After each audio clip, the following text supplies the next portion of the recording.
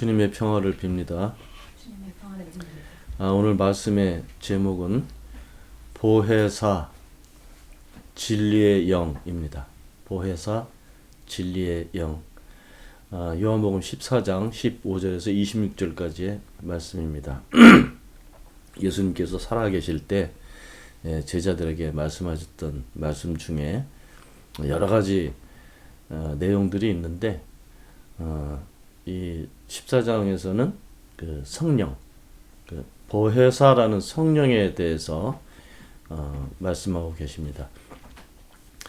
제가 믿기로는 제자들이 이 말씀을 하실 때 그 말씀의 내용을 잘 모르고 있습니다. 사실은 잘 모르고 있는데 나중에 성령을 다시 받는다는 표현보다는 성령이 오셔서 성령과 함께 있게 되면서 예수님께서 하셨던 모든 말씀들을 다 알게 됩니다. 깨닫고 알게 됩니다.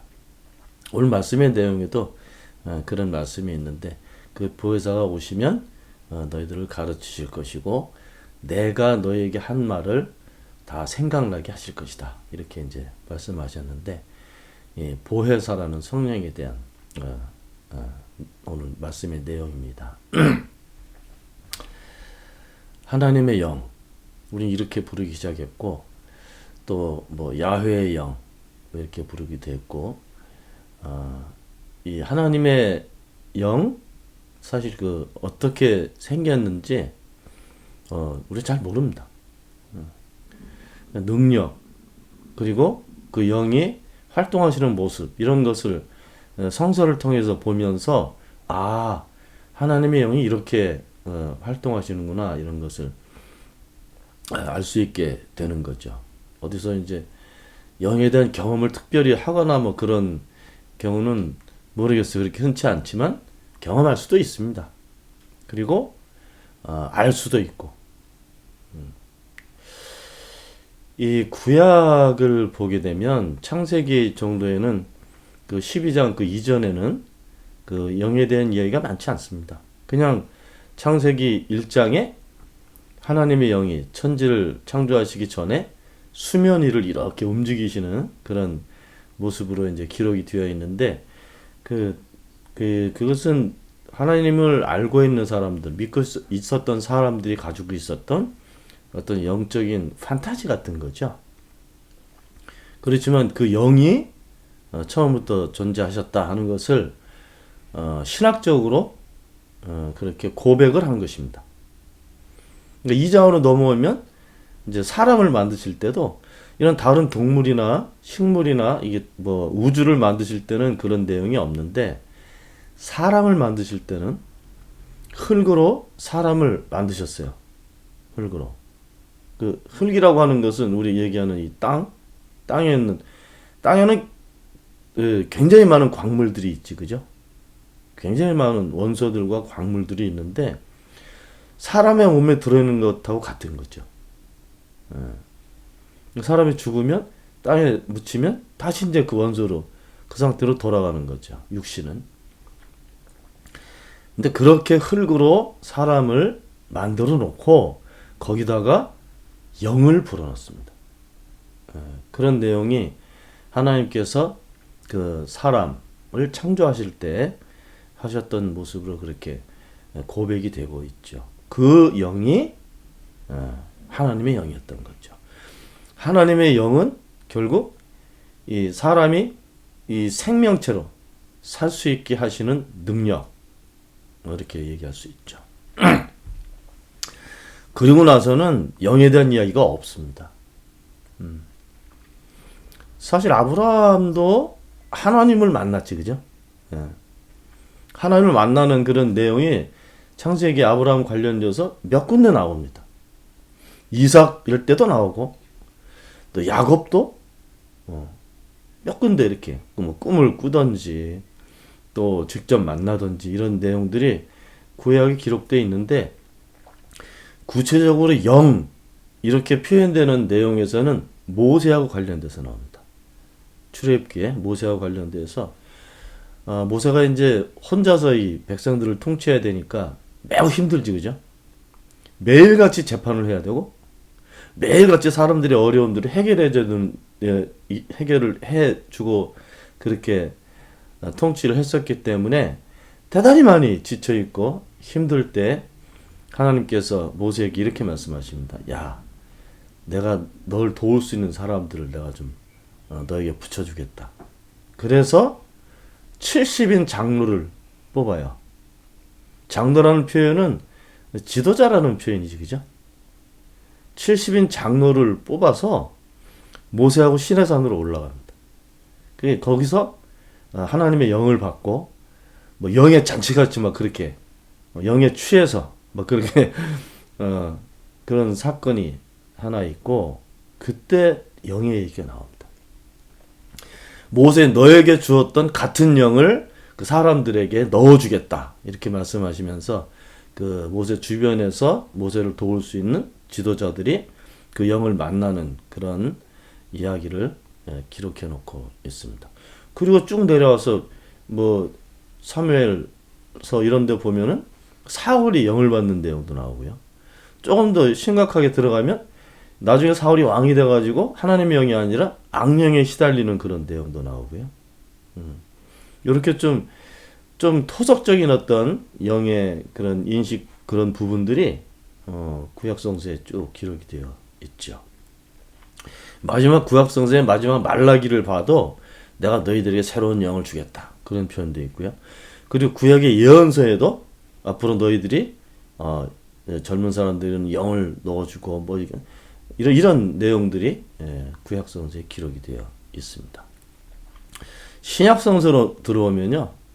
구체적으로 하일리게 가이스트, 성령이라는 표현이 나오기 시작하는데 그때 처음 예수님께서 그 공생의 활동을 시작하시기 전에 세례를 받으실 때 이건 뭐 마가복음에도 기록되어 있고 누가복음에 기록되어 있고 세례를 받으실 때 하늘문이 열리면서 성령이 비둘기처럼 내려오시는 것을 보셨어요. 누가? 예수님께서. 하늘에서 들리는 음성도 들으셨어요. 누가? 예수님께서. 누가 옆에서 봤을까요? 그 예수님 당시나 이 신약 시대로 넘어오게 되면 사람들의 영에 대해서 관심을 많이 갖고 있었다는 얘기죠. 그 하나님의 영이 어떤 것인지도 뭐 나름대로 경험을 통해서 알 수 있었을 것이고 여러 가지. 영이라는 표현보다 구약 성서에서는 천사라는 표현이 많이 나옵니다. 천사가 와서 사람들에게 뭘 알려줘. 이런 역할을 하는 천사라는 존재가 있었고 예수님이 태어나실 거다. 이렇게 알릴 때도 천사가 마리아에게 찾아오죠. 그렇게 나오고 그리고 그 세례자 요한의 아버지 거기도 천사가 나타나고 그러니까 천사라는 개념이 이 성령이라는 개념하고 같이 쓰였던 거죠. 어쩌면 천사라는 표현이 더 자주 쓰였을 수도 있죠. 그런데 구약 성서에서요. 예언서로 들어가면 에스겔서나 뭐 다니엘서 같은 데 천사가 나오지만 에스겔서 같은 데는요. 주의 영이 이런 표현이 나옵니다. 주의 영이 나를 들어서 바벨론 강가로 데려다 놓는 거야. 신비스럽죠? 가능한 일입니다. 들어서 어느 지역으로 옮겨라. 거기서 하나님께서 보이실 것을 보이셔. 그건 무슨 동화 같은 얘기지만 가능한 일입니다. 그렇게 예언서에서는 에스겔서 같은데 그런 데서는 그런 표현으로 나오고 예수님하고 관련돼서는 정확하게 성령에 대한 얘기가 나옵니다. 예수님께서 세례자 요한이 잡히셨다는 말을 듣고 본격적인 활동을 시작하시잖아요. 다른 성서에 보면 본격적인 활동을 시작하시기 전에 광야로 나가서 사탄에게 시험을 받으시는 내용이 있습니다. 그렇죠? 근데 그때 세례를 받고 예수님께서 성령으로 충만해서 광야로 나가셨다. 이렇게 기록되어 있어요. 그냥 뭐 시험 받으러 나가신 게 아니죠. 성령으로 충만해서 가셨어요. 40일 동안 광야에서 기도하시면서 생활하셨습니다. 그런 내용이 나오고, 그리고 중간중간에 예수님께서 성령에 충만해서 이런 표현도 나오고요. 근데 오늘은 예수님께서 갑자기 이 영에 대해서 제자들에게 말씀하시는 그런 내용입니다. 영이 많지, 그죠? 영이 많아요. 옛날 고대 사람들은 동물들 속에도 무슨 그런 게 있다 그랬고, 뭐 식물 안에도 있다 그랬고, 그렇게 믿는 사람들도 있어요. 토템에서도 그렇게 믿고, 무속에서는 그게 더 심각하죠. 더 심각하게 들어가서 모든 사물에 다 있다고 생각하죠.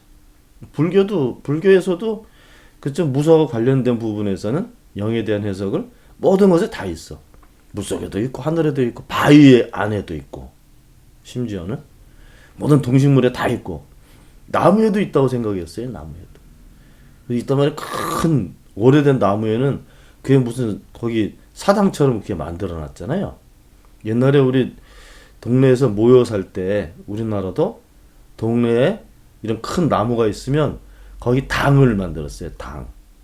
당이 뭔가 하면 나무에 신이 있다고 생각하는 거예요. 어떤 신? 우리 마을을 지켜주는 수호신. 그래서 그 나무를 섬겨. 거기다 제사도 지내고, 마을에 어려움 있으면 거기 와서 제사 지내면서, 뭐, 자기 나름대로는 기도도 한다 그러고, 이렇게 해서 나무를 섬겨. 그 나무, 살아있는 나무 말고도 또 나무를 섬겨. 어떤 나무? 뭐, 지하 여장군. 이런 거 있잖아요. 나무를 이렇게 깎아가지고, 마을 그 입구에다 이렇게 세워놔. 정승이라는 것을. 거기다 지나가면서 절하는 거예요. 그렇게 이제 뭐 땅에도 있고 하늘에도 있고 나무 속에도 있고 다 이렇게 있다고 믿었어요. 뭐가? 신이. 그래서 무속에서는 그 신을 하나 만나. 무당이. 그래가지고 그 신이 얘기해주는 대로 사람들에게 얘기하는 거예요. 대단히 한계적이지, 그죠? 이런 잡신들은 전체를 다 몰라. 그냥 필요한 것만 자기가 가지고 그렇게 사람들한테 알려주는 것처럼 이렇게 하면서 사는 거예요. 뜯어먹고 사는 거죠. 무당하고 그 신이 사람들, 아주 선량한 사람들 뜯어먹고 사는 거예요. 그런 식으로도 믿었고, 그건 다른 나라에도 무속은 아주 어떨 때는 좀 지저분하고, 어떨 때는 잔인하고, 어떨 때는 사람들 겁먹게 만들고, 그런 모습으로, 사람들, 곁에 존재하고 있습니다. 있어요. 우리 신약 선서에도 있어요. 제가 만들어낸 얘기가 아니죠. 저도 알고 있으니까. 신약 선서에도 정확하게 나오죠. 귀신 들린 사람들. 그죠? 귀신 들린 소년에 대한 이야기도 나오고요. 그 귀신이 막 진짜 때가 되면 하여간 죽이려고 그래. 물속에 빠져 죽이기도 하고 불 속에 뛰어들기도 하고 이렇게 아주 어린아이가 그런 귀신에 잡혀가지고 힘들게 사는 그런 내용이 성서에 기록되어 있어요. 예수님께서 나중에 다 몰아내시긴 하지만 더 악랄했던 귀신은 거라사라는 지역에 살고 있었던 귀신입니다. 자기 몸에 상처를 내면서 그죠? 수도 많고 나중에 그 2,000마리 돼지떼 속으로 들어가잖아. 그죠? 그런 귀신도 있고 많아요. 그리고 귀신 들린 사람들이 예수님을 알아봐. 예수님이 왜 오시냐고 가능한 일입니다. 실제로 일어나는 일들이고 그런 이야기가 우리 성서 속에 왜 들어왔을까? 그러니까 그 성서를 기록한 이 저자들도 그 세계를 알고 있는 거죠. 영의 세계를. 제가 얘기하는 영의 세계는 하나님의 영이 움직이는 세상하고 귀신들이 움직이는 세상이 같은 장소라는 얘기를 하는 게 아닙니다. 달라. 다른데 귀신들이 등장하는 이유는 하나님의 영이 얼만큼 큰 권세 있는 영인가 하는 것을 알리시기 위해서 그런 겁니다. 예수님은 귀신 들렸던 분이 아니에요. 예수님의 형제들과 예수님의 어머니 마리아도 예수님이 귀신 들렸다고 생각했어요. 그래서 예수님 잡으러 옵니다. 잡으러. 집으로 데려가려고. 예수님은 귀신 들린 분이 아니었어요. 예수님께서는 성령으로 충만했던 분입니다. 성령으로 충만했던 분이고 오늘 본문에서는 그 성령에 관해서 제자들에게 말씀하시는 거예요. 근데 제자들이 이 말씀을 알아들었을까요? 못 알아들었을까요? 못 알아듣죠. 못 알아들어요. 그리고 무슨 얘기 하시나 보다 이렇게 말씀하셔요. 예수님께서 이 보혜사라는 성령에 대해서 말씀하시기 전에 바로 그 앞부분을 보게 되면 14장 요한복음 14장 바로 앞부분을 보게 되면 예수님께서 하늘 아버지와 함께 있다. 아버지가 내 안에 있다. 내가 하는 말은 아버지의 말이지 내 말이 아니야. 이런 얘기들을 계속 하고 계셨어요. 그러다가 오늘 이 보혜사 이 성령에 대한 말씀을 하시고 자 근데 보혜사라는 성령을 소개하려는 것이 아니라 이 성령이 오셔서 우리 안에서 하실 일에 대해서 말씀을 하신 겁니다. 어떤 일을 하실까? 이분은 어떤 일을 하시는 분일까? 이것을 알게 하신 것이고 소개를 하신 것이고 그리고 결과적으로는 요한복음 15장으로 넘어가면요. 정말 예수님께서 제자들이 지켜야 될 계명에 대해서 말씀을 하시죠.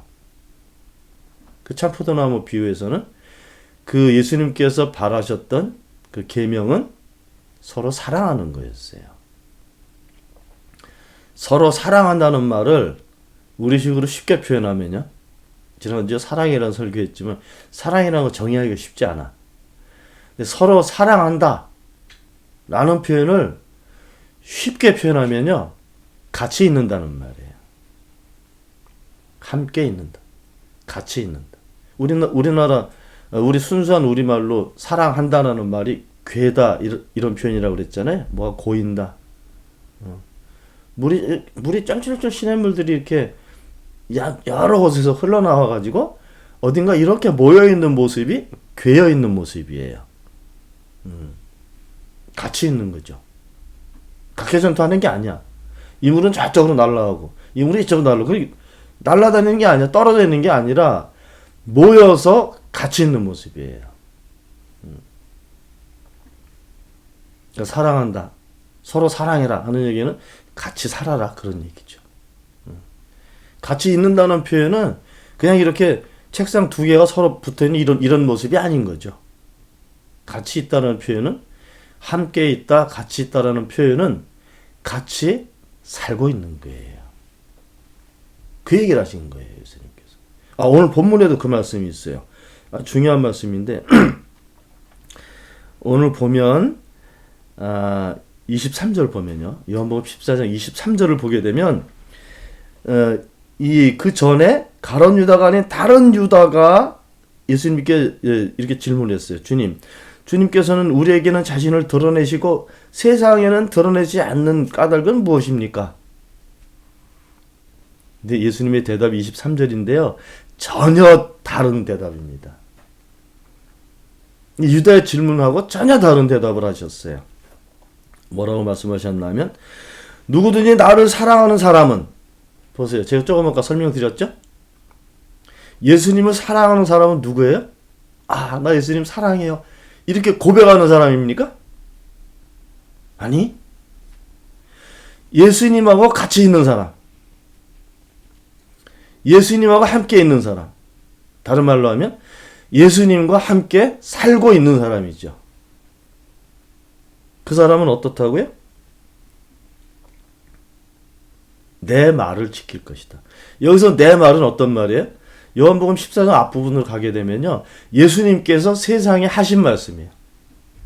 예수님께서 세상에 말씀을 하실 때 그 말씀은 예수님 표현으로 내 말이 아니라 아버지의 말씀입니다. 그러니까 예수님 사랑하는 사람. 예수님 사랑하는 사람은 어떤 사람? 예수님과 같이 있는 사람. 함께 있는 사람. 그 사람은 어떤 사람? 예수님과 함께 살고 있는 사람은 아버지의 하나님의 말씀을 듣고 알게 될 것이다. 그러니까 이 예수님 말씀을 제자들이 알아듣지 못했어요. 못했으니까 또 포도나무 비유도 말씀하시고, 그 다음에 또 요한복음 17장 넘어가게 되면 예수님께서 다시 그 제자들을 위해서 기도하십니다. 내가 아버지 하나 된 것처럼 저 사람들도 하나 되게 해 주십시오. 이게 예수님 마지막 기도예요. 세상에 있을 때 제자들을 위해서 하신 마지막 기도가 요한복음 17장. 내용은 내가 아버지와 하나 된 것처럼 저 사람들도 하나 되게 해 주십시오. 무슨 표현입니까? 내가 아버지와 함께 살고 있는 것처럼 저 사람들도 함께 살 수 있게 해 주십시오. 보세요. 23년 다시 돌아옵니다. 나를 사랑하는 사람은, 나를 알고 나와 함께 있고 나와 함께 사는 사람은 내 말을 지킬 것이야. 그러니까 아버지가 하신 하나님의 말씀을 지킨다는 건 행동을 옮기는 거예요. 그 안에 알고 있다는 거지. 알고 있는 거예요. 지킨다는 거는 이렇게 내가 이렇게, 그러니까 내 것 이렇게 표현할 수 있지만 그게 아니라 일단 내 것이 됐잖아요. 그걸 확보하고 있는 상태죠. 잃어버리지 않는 거야. 그러니까 하나님께서 하신 말씀을 잃어버리지 않는 거죠. 있거나 잃어버리지 않는 거죠. 근데 마귀들은 하나님께서 사람들에게 하신 말씀을 다 잊어버리고 다르게 해석하고 요렇게 만들죠. 그래서 예수님께서 씨 뿌리는 비유를 말씀하신 거예요. 어떤 사람은 말씀을 받았어. 근데 돌짝박이 떨어졌어. 돌짝박이. 그 돌짝박이 떨어진 말씀을 마귀가 와서 집어가는 거죠. 하나님의 말씀을 알고는 있어도 자꾸 다르게 해석하고 또 모르게 하고 깨달아도 그걸 지켜내지 못하게 하고 이렇게 하는 놈들이 마귀 새끼들이라고요. 그래서 예수님께서 씨 뿌리는 비유를 말씀하신 거예요. 오늘 제설교 들으시고 가서 그 말씀 읽으시면 바로 이해가 될 겁니다. 예수님과 함께 있는 사람, 예수님과 함께 사는 사람들은 그 하나님의 말씀을 지킬 수 있는데 그렇지 않으면 없어지는 거예요. 보세요. 계속 보시면 요한복음 14장 23절 그리하면 내 아버지께서 그 사람을 사랑하실 것이요. 뭐야? 하나님이 그 사람하고 같이 살게 되신다는 얘기. 그 다음에 다시 반복하시는 거예요. 그리하면, 그러니까 나를 사랑하는 사람은 내 말을 지킬 것이고 하나님의 말씀을 지켜. 그리하면 내 아버지께서 그 사람을 사랑하실 것이요. 내 아버지와 나는 그 사람에게로 가서 그 사람과 함께 살 것이다. 부연을 3번을 하신 겁니다. 3번을. 그렇죠? 나를 사랑하는 사람은. 이렇게 시작하셨잖아요. 그죠? 그럼 그 말씀은 나와 함께 있고, 나를 알고, 그죠? 나와 살고 있는 사람은 내 그 말씀을, 내 말을 지킬 것이다. 하나님께서 나를 통해서 하신 말씀을 지켜낼 것이야. 그렇게 되면 또 부연해서 그리하면 내 아버지께서 그 사람을 사랑하실 것이야. 그렇게 되면 말씀과 같이 있다는 얘기는 같이 있다는 얘기잖아요. 그죠?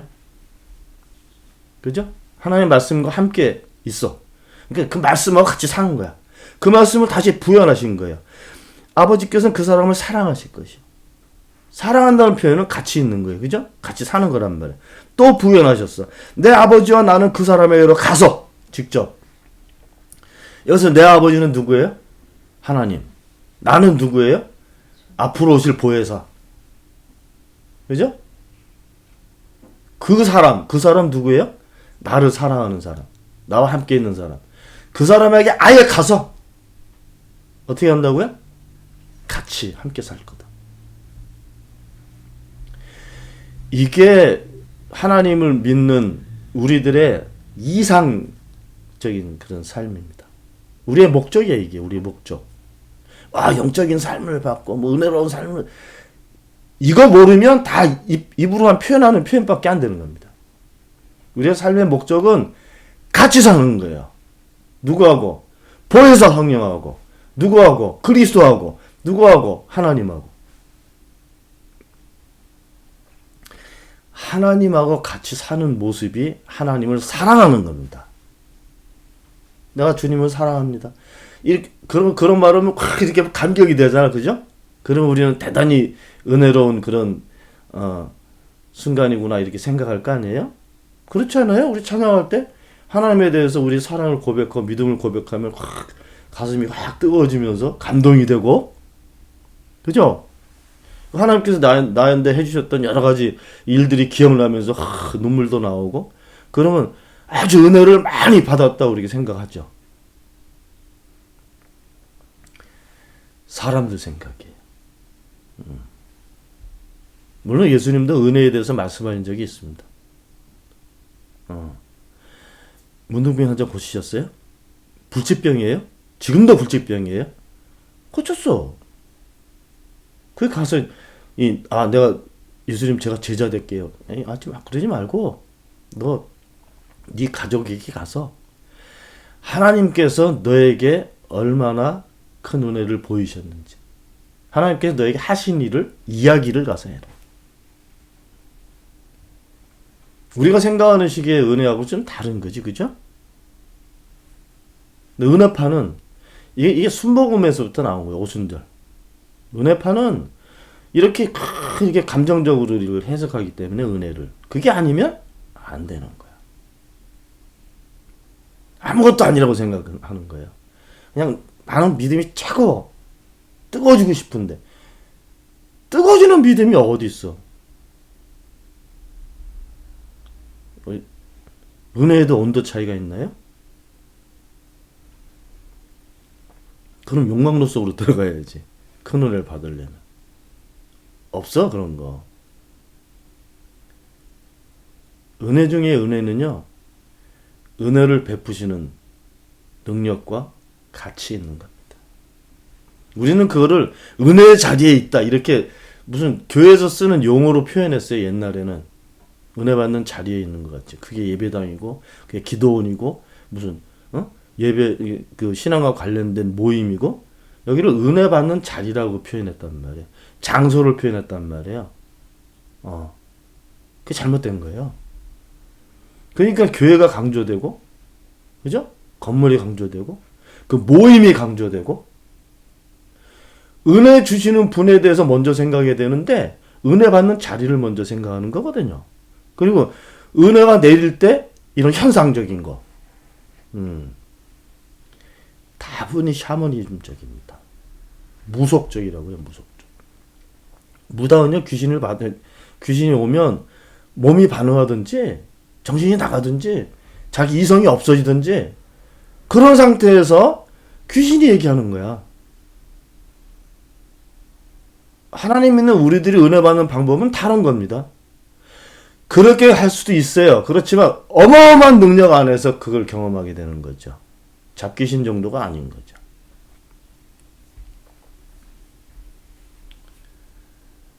지금 예수님께서 보혜사 성령에 대해서 말씀하시는데 왜 같이 사는 얘기를 하셨을까요? 이렇게 같이 사는 것처럼 내 제자들도 같이 살게 해주십시오. 왜 이렇게 기도를 하셨을까요? 예수님께서. 그게 우리가 살아야 될 삶이기 때문에 그런 거죠. 함께 사는 거예요. 보혜사하고 그리스도하고 하나님하고 어마어마한 능력하고 같이 사는 거예요. 그게 우리의 실존이 돼야 되고 우리의 삶이 돼야 되고 우리가 바라면서 소망하면서 어떻게든지 그 소유하려고 애를 쓰며 살아야 될 삶인 거죠. 그런 일들이 또 우리 한국 사람들은 이 공동체 의식이 발달해가지고 우리 안에서 일어나기를 바래. 우리 가족, 우리 교회, 우리가 이런 식으로. 아니! 그게 내 안에서 일어나야죠. 내 안에서 일어나야 돼, 그 일이. 내가 보혜사하고 살고, 내가 성령하고, 내가 하나님하고, 내가 사는 게 중요하죠. 우리 이제 성서 강림주일에 이제 제가 다 설교할 건데, 성령이 각 사람에게 내려오셨습니다. 각 사람에게. 그 지금도 그 성령을 만난 사람들이 이 신앙의 세계를 끌고 가는 거예요. 그 사람들이 얽히고 그 사람들이 뿌리가 되고 그 사람들이 어떤 사람들? 보혜사와 함께 있고 하나님과 함께 살고 있는 사람들이 이 세상에 뿌리가 되고 줄기가 되고 이파리가 되고 그래서 이 세상의 역사를 끌고 가는 거야. 신앙의 역사를.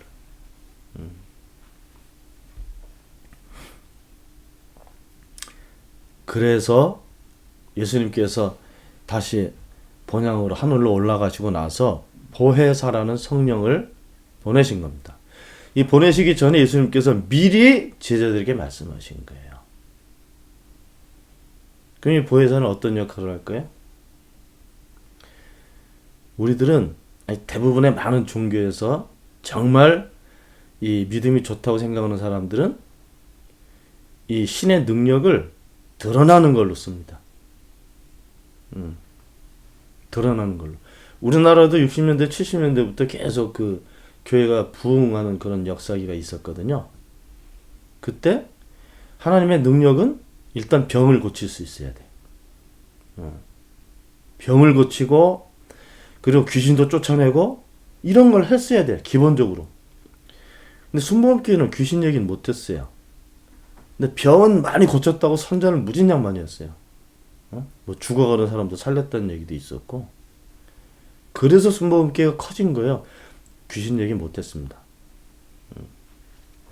왜냐하면 철학은 동색이야. 같은 불이니까. 이게 아마 세상에서 최고로 강하게 비판하는 순복음교회를 향해서 비판하는 유영상 목사의 비판일 거야. 세계에서 제일 센 비판일 거예요. 돌아서야 됩니다. 거기서.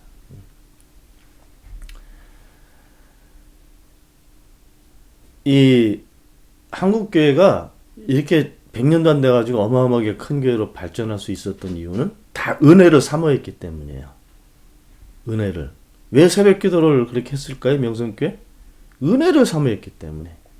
은혜를 사모하고 그 능력을 받고 싶었기 때문에. 그렇게 해서 새벽마다 가서 모여서 기도한 거예요. 진짜요. 순복음교회가 조용길 목사가 무슨 지구를 뭐 30몇 바퀴 돌 정도로 선교 활동을 했다고 하는데 손은 언제 키웠나? 교회는 누가 살폈나? 왜 그렇게 세계를 떠돌아다니며 했을까요? 하나님의 은혜, 능력을 전하고 싶어서 간 거죠. 취지는 좋죠. 근데 그 능력을 어떻게 소개를 했는가 하면 병이 낫고 일단은 병이 나야 돼.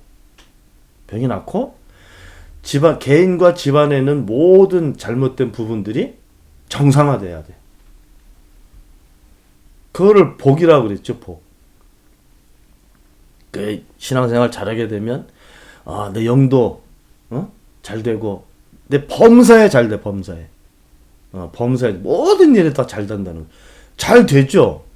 근데 그 모든 일 잘 되는 것을 어떻게 해석했을까가 중요하죠. 잘 된다는 개념을 어떻게 해석했을까?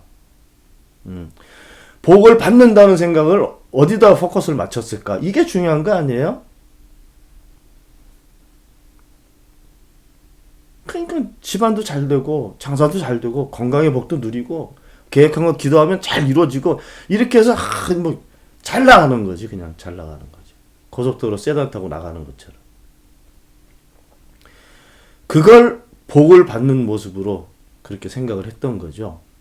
그리고 거기에 필요한 것이 하나님의 능력이었던 거죠.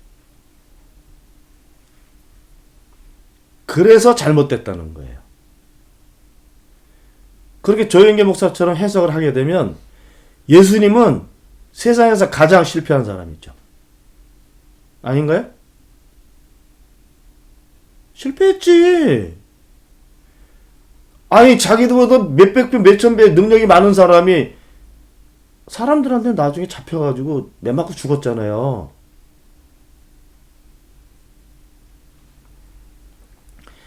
그런 능력을 일상의 사람들의 잘 나가는 모습으로 사용했던 교회들은 부활에 대해서 설명을 할 수가 없어. 고난에 대해서도 설명할 수가 없어요. 70년대, 80년대 초까지 이 순복음교회가 고난에 대해서 설교를 못했어요. 굉장히 많은 비난을 받았죠. 아들 테러까지 당했어요. 왜냐하면 부자가 되는데 관심이 없어. 사회적인 일에도 관심 없고 약자에 대해서 관심 없고 고난이라고 얘기도 안 하고 그냥 삼박자 축복만 가지고 얘기하니까. 그럼 순복음교회 시각에서는 예수님은 뭡니까? 망한 사람이지. 이게 얼마나 무서운 생각인지 아세요? 예수님이 실패한 사람이면요, 예수님이 가지고 있었던 하나님의 능력이 아닌 거지. 이런 역설에 대해서 한 번도 생각을 못 할 겁니다.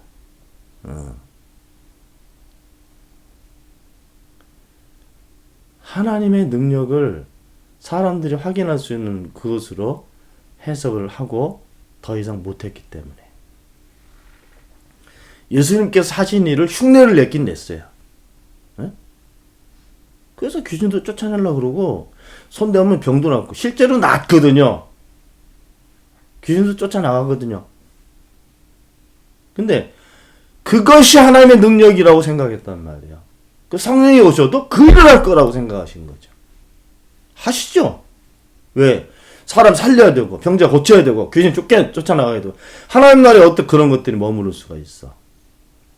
그렇지만 더 중요한 것을 알지 못했던 거예요. 무엇인가 하면 성령이 우리에게 오셔서 하실 일들. 본문에 보면요. 자, 보혜사라는 성령이에요. 이 성령을 예수님께서 이렇게 소개하십니다. 17절에 그는 누구예요? 보혜사. 진리의 영이시다.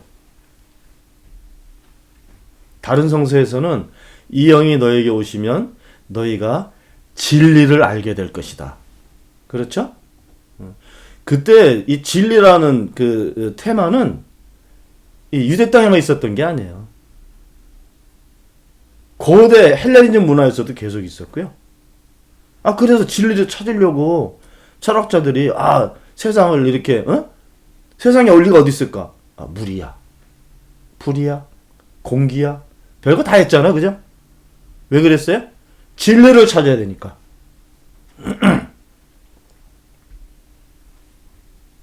근데 예수님께서 이렇게 말씀하셨어요. 내가 떠나고 나면 너에게 영이 올 텐데 그분은 보혜사라는 영인데 그분은 진리의 영이다. 그분이 오시면 너희들은 진리를 알게 되고 그 진리가 너희를 자유하게 할 것이다.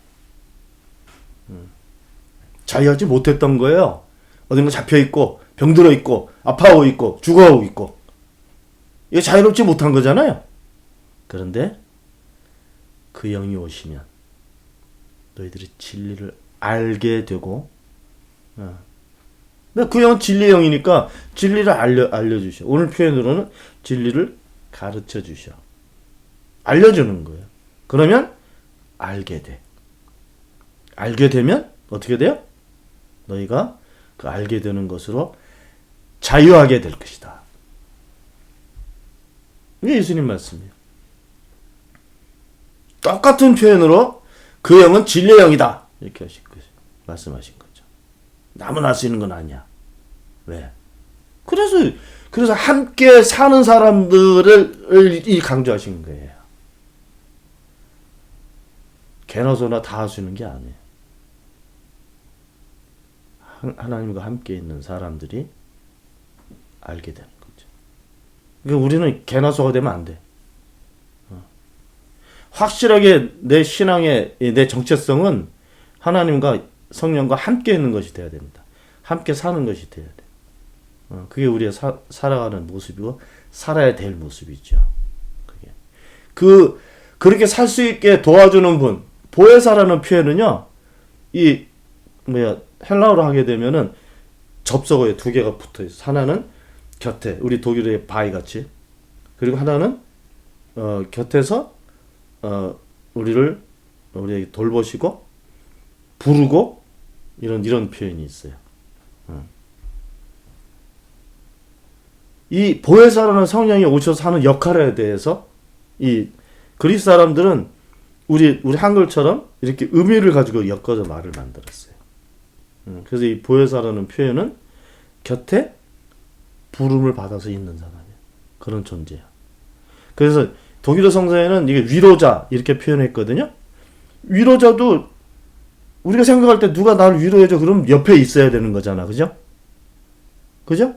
아무도 없는 멀리 떨어져 있는데 어떻게 날 요즘은 뭐 동영상으로 하겠지만 곁에 있어 하는 거예요. 이 보혜사라는 의미는 변호하다 이런 표현도 있고요. 나를 도와주다 이런 표현도 있어요. 어디서? 옆에서.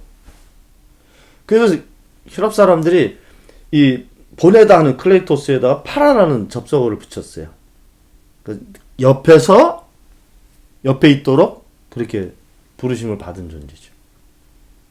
뭐예요? 옆에서 뭐예요? 이 보혜사 성령이 하시는 일 그걸 알아야죠. 첫 번째 보시면 지금 전부터 계속 말씀하시는 게 내가 아버지 안에 있고 너희가 내 안에 있으면 이런 표현이 계속 있어요. 20절 보면 또 내가 너희 안에 있음을 알게 될 것이다. 아버지가 내 안에 있고 내가 아버지 안에 있고 그리고 나도 여기서 나는 누구예요? 보혜사 성령이죠. 나도 너희 안에 있게 되는 것을 알게 될 것이다. 그럼 뭐예요? 같이 있는 모습, 함께 있는 모습, 함께 살고 있는 모습, 살고 있다는 것을 알게 될 것이다. 그것을 알려주시는 분이에요. 왜냐하면 그 내용이 진리이기 때문에.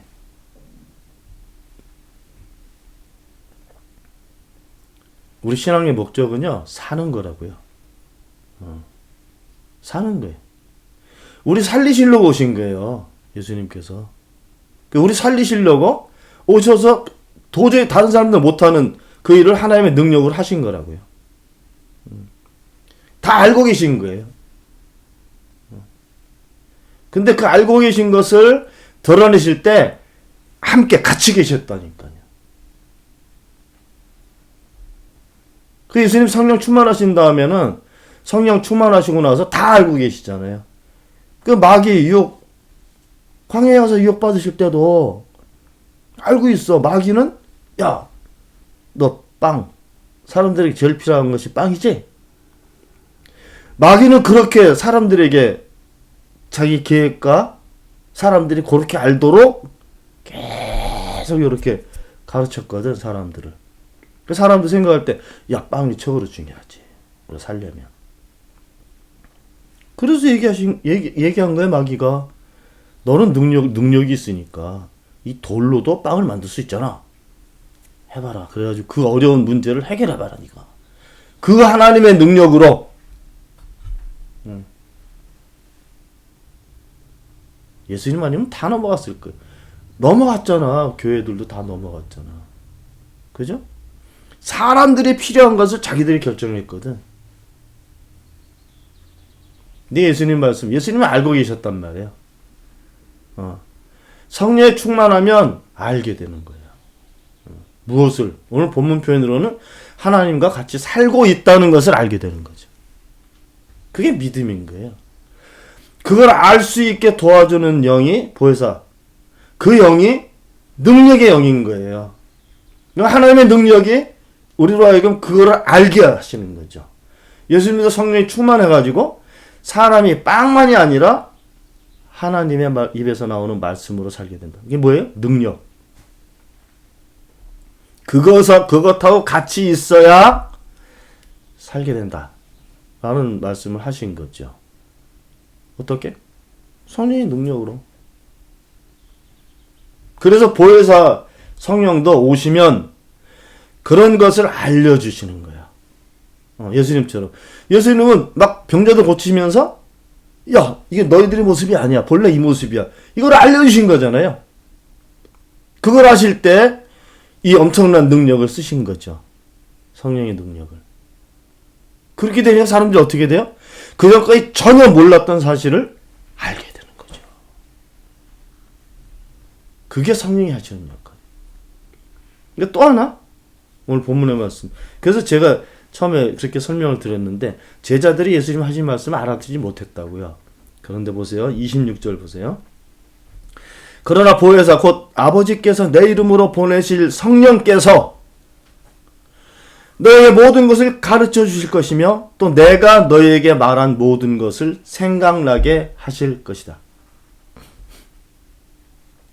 그러니까 이 보혜사는, 이 성령은 우리에게 오시면 우리가 모르고 있는 것을 알게 하시는 거야.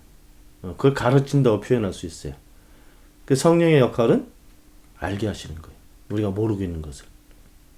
그리고 언젠가 끊임없이 하나님께서는 사람들에게 말씀하고 계셨어요. 아브라함 때부터, 그 이전부터 말씀하신 거. 예수님도 예수님 제자들 같이 생활하시면서 매일같이 말씀하셨을 거 아니에요? 못 알아들었다니까. 예수님 승천하실 때까지도 못 알아들었잖아. 이스라엘 독립만 위해서 관심 갖고 있었잖아요. 근데 예수님께서 이미 전에 말씀하신 거예요. 보혜사 성령이 오시면 내가 한 말을 너희들이 다 생각나게 할 거다. 그 성령이 오시고 난 다음에 제자들이 이 문 열고 나가잖아. 그죠? 숨어 있었던 방문 열고 나가서 예루살렘에서 사람들에게 얘기하기 시작해요. 베드로의 오순절 설교. 그 내용을 보게 되면요. 성서를 꿰뚫고 있고 그리스도가 어떤 분인지를 꿰뚫고 있어. 그 전까지는 몰랐다니까요. 성령이 오시면 우리가 듣고 있었는데 우리에게서 다 잊혀졌던 것들. 이스라엘 백성들이 1000년 동안 하나님 믿고 있었는데 아니 2000년 3000년 동안 믿었겠지. 그죠? 그렇게 믿으면서도 하나님께서 하신 말씀 하나도 기억이 안 났는데 이 성령이 오셔서 기억나게 하신다는 거예요. 그럼 어떻게 돼요?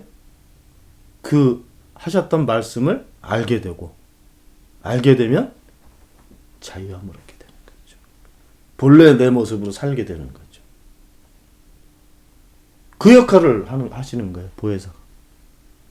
요약하면 오신다. 어디로? 내 곁으로. 오셔서 같이 계시는 거예요. 그리고 알게 하셔. 우리가 알아야 될 것을. 그리고 우리가 대대로 하나님 믿고 살았는데 잘못 알고 살았었어. 근데 하셨던 말씀이 기억이 나서 내 삶의 모습이 말씀하셨던 쪽으로 서게 되죠. 그게 살아나는 과정인 거예요. 그 일을 보혜사 성령께서 하신다.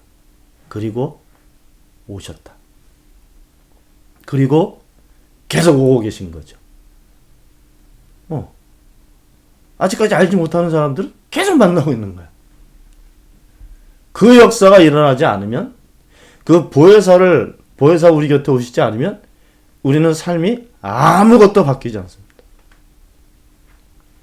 우리가 원하는 것도 다른 것이 될 수도 있고, 우리가 몰랐던 대로 살아가지고 정말 마지막에는 엉뚱한 데 머무를 수도 있고, 그 모든 것을 다 오셔서 같이 사시면서 알려주시고 우리가 알게 만드시는 역할을 보혜사께서 하시는 겁니다. 진리의 영. 진리는 뭐예요? 하나님과 성령과 같이 사는 것. 그걸 알게 됐죠. 주사람께는 알게 됐죠. 절대 잊어버리면 안 됩니다. 그게 우리의 살아가는 모습이고 우리의 삶입니다. 기도합시다. 하나님, 저희 곁에 계신다는 사실도 저희들이 이제 알게 되고, 또 하나님의 그 거룩한 영, 잡다한 잡신의 영이 아니라 거룩하신 하나님의 영이 저희 안에 계셔서 우리가 그 안에 있어서 우리를 알게 하시고 또 아는 것으로 저희들이 살게 하시는 그 계획이 저희를 향한 하나님의 계획인 것을 믿습니다. 저희에게 알려주신 대로, 저희들이 깨달은 대로 주님과 더불어 잘 살아갈 수 있도록 도와주시기를 바랍니다. 감사드리며 우리 주 예수 그리스도의 이름으로 기도하옵나이다. 아멘.